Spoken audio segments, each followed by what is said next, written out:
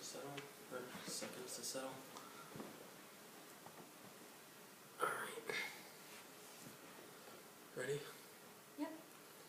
Hey folks, we're here with Straight Talk Whiskey. I'm Nick. We're here with special guest Maria. Hello. And we are on vacation in Ireland, as promised. This is Whiskey Review number 22, but actually, don't change the channel, but we've got a beer review for you Yes. today. Why are we doing a beer review? In God's name, you can find reviewers all over the place that have that. Well, we just happened to be stumbling along Cork. Mm-hmm. Went to, what was it, the jail? Cork City Jail up Yep. there. Yep. Went to the jail. We passed by, and Maria actually found this place, the Franciscan well. So we're like, oh, we'll stop in there for some food afterwards. And do you want to describe the place? Just kind of the eatery and everything? Yeah, it was actually a really unique place. It was separated into a bar with the brewery and then a traditional Italian brick oven pizza place. So we went and we ordered our 4-cheese pizza, which was very nice. Very good. And then we went to the brewery area and we got a flight of beers that were brewed in the Franciscan well. And that's when we saw the wonderful Jameson Stout. Yes, so, and we both decided on this. The first three were pretty standard of their own. It's a craft distillery, or craft brewery rather. And the fourth was kind of like, do you want the mystery stout or something else? I forget what it was. Or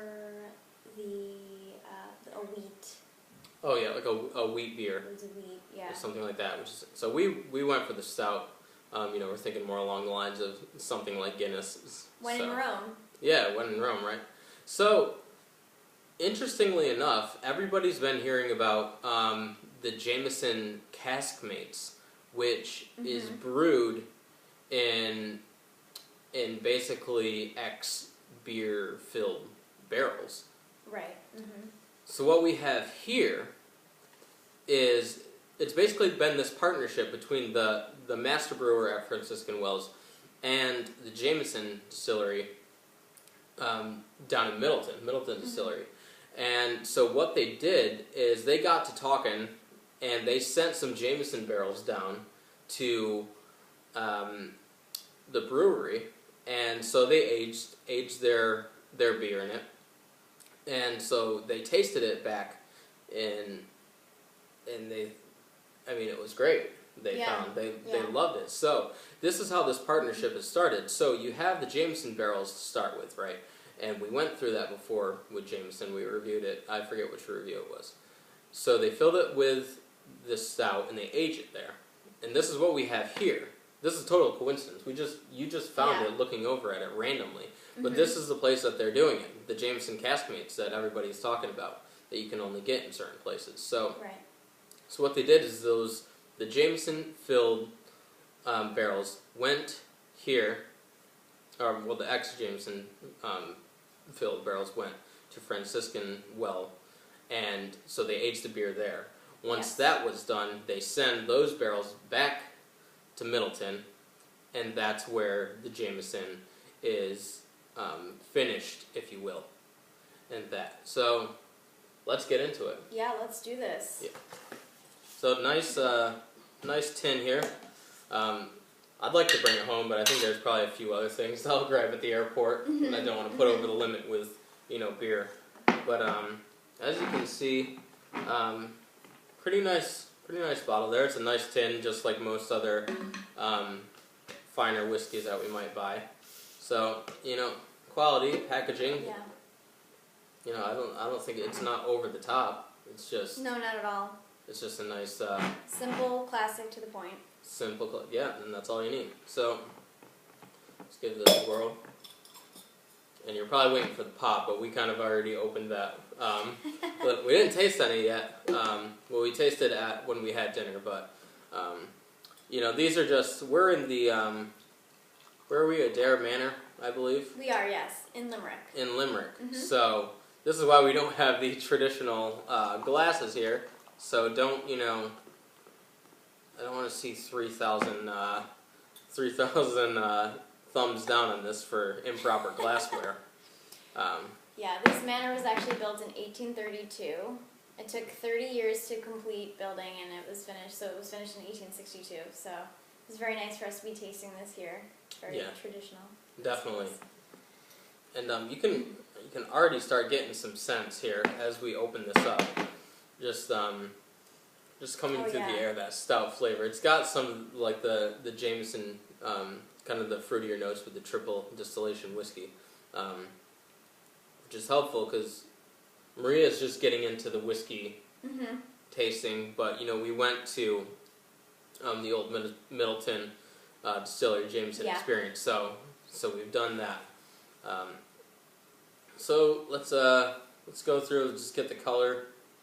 It's similar to Guinness. I would say a darker brown, if anything. Yeah. They kept telling us it was what did it say? Ruby red. A ruby red, but which you can kind of see with Guinness when it's in the light, but this in the light is more. It seems pretty brown to me. Yeah, pretty brown. Yeah. A bit translucent. So let's go for the nose. That smells good. Yeah, it's really nice. It's kind of the same body almost as Guinness, the same sort of head to it, and the smell, it's sort of chocolatey. Chocolatey, yeah. Almost in a way. Just it's dark. Obviously it's a stout. You're gonna get more of those. A little bit of coffee. Definitely coffee in there. But it's a beer, so it's gonna be more notes with the taste than you'd get with whiskey with the the higher alcohol percentage. I don't know exactly what the percentage is on here. Best before March 2016, which is fine. We'll have that done before then. Only 2,500 bottles of these in the world. In the world, and we've got one of them. We've got one of them. We got 1,983 for those of you playing along at home, which I can't imagine anyone is. But so anyway, I can't find. Oh, here it is. 8.4. We know it had to be on there somewhere. You don't want to be running a illicit operation there. So 8.4. It seems a little bit higher than most places that I would go and see the ABV with. I normally see kind of like a 4, 5, and 6 area. Definitely, yeah. Which, I mean, hey, folks, we got Jameson in here. Yeah, twice as high. Yeah. So let's go in for a taste. Cheers. Sláinte.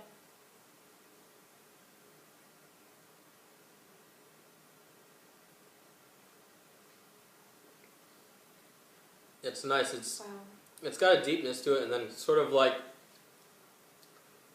it's kind of like we talked before about me using these analogies, but like driving down the roads, which we've been doing, these narrow roads, and having a car zoom by on the edge. So basically, what I'm tasting, these darker kind of flavors that we talked about, Maria mentioned the chocolate. I think that's one of the predominant flavors that I get. But then it's sort of like this, like a fruitier type of note comes in on the edge, kind of just like wraps around and passes you. I don't know. What did you get on your first, I guess, pass at it? Yeah, I definitely I get a lot of chocolate, and then, like you said, maybe like a berry sort of aftertaste to it. It definitely has more of a berry note rather than any other type of fruit. It's not like apple or anything like that. It's more of a berry type of thing, almost like a raspberry, if I'm not mistaken. Yeah, like a raspberry or a blackberry.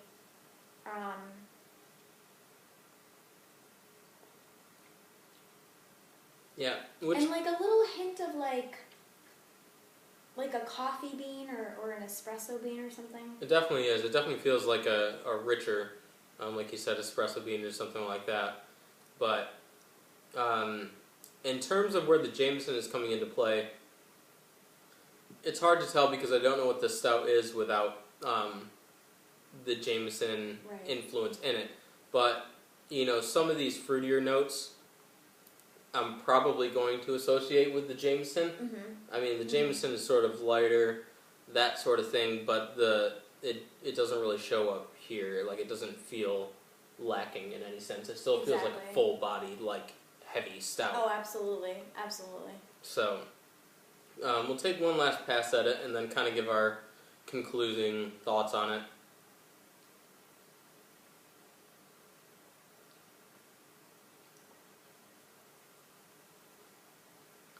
One thing I'll say for it, which seems pretty typical of most, I guess, kind of entry-level Irish whiskeys, it's got a cleanness to it almost. It's not overly long-lasting on the palate, I don't think. Right. It's kind of like, even talking now, it's gone. Like, I can't talk about it because, it's gone. Yeah. So I definitely get that a lot with Jameson. You taste it and it's like a palate cleanser almost. It settles and then... Yeah. Yeah, exactly. So... It's definitely... It has its similarities to Guinness, but it's lighter because of the Jameson. There's that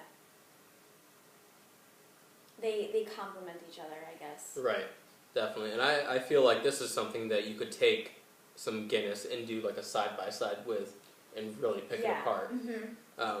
Definitely. Because I think Jameson might be a little bit more fuller bodied, but hey, I respect the Franciscan well doing this sort of craft project, which is really interesting. It's very unique.